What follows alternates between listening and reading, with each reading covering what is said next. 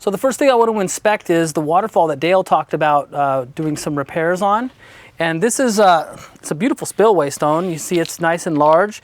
And if you'll notice, this is the piece that Dale put on. So he just needed to extend this pipe to get the water out a little bit farther. If you'll notice right here, this is foam that's in here. And this piece of pipe is just penetrated through the liner. It seemed like it was cut kind of randomly. There's no clamp on there or waterproofing. So I do want to point out this.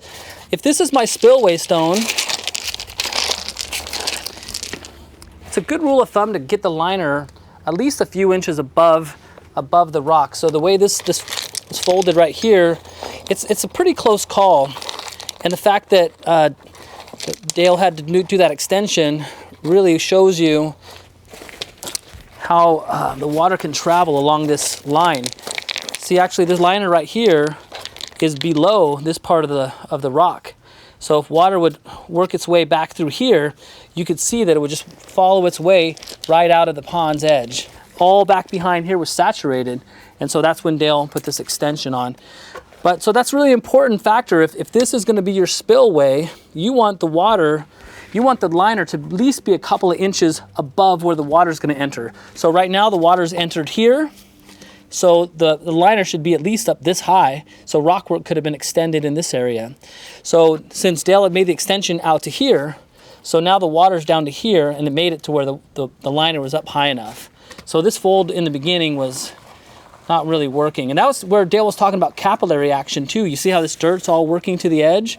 So if water was coming here and dirt was on both sides of the liner, then the dirt acts as a sponge and just starts to suck up the water. And so that's why all this was just saturated out. One important design element I do want to talk about is the skimmer is right here. If you'll notice this opening right here, the skimmer opening is here. So the pump is on the opposite side of that inside the skimmer, and all the water flows in through that particular hole. The problem with this design is it's the only skimmer on this entire pond, on the entire raceway.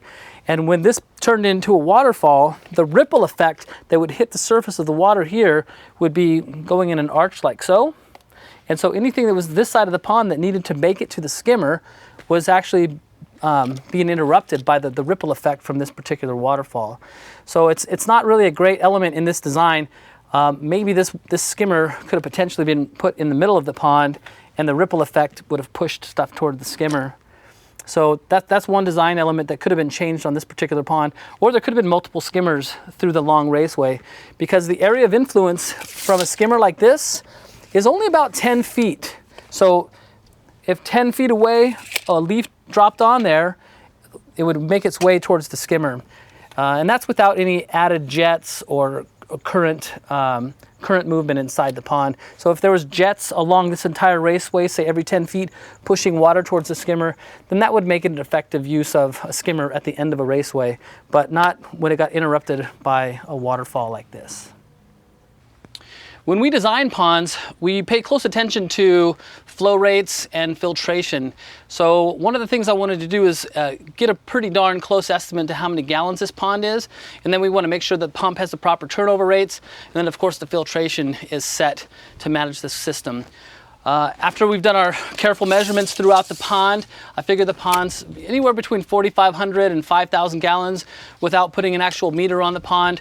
I can't give you exact numbers on there, but we've done pretty good estimates on that. So 4,500 to 5,000. So we're looking for a pump that can give us the target flow rate of a minimum of 5,000 gallons to turn this system over. So, and we need at least a 5,000 gallon filtration system set up for it. So as we take the skimmer off, one cool thing about this particular skimmer, it has this adjustable water level. And on initial inspection, the box is pushed down to the very bottom, which means the water level in the pond is as low as it can be for this particular skimmer. Typically, I like it as high as possible, but I guess that's neither here nor there. But upon inspection, it's way down there. What bothers me about that is when I open this up, you'll see this is an overflow system. It's probably tied to this drain. You can see this drain right here.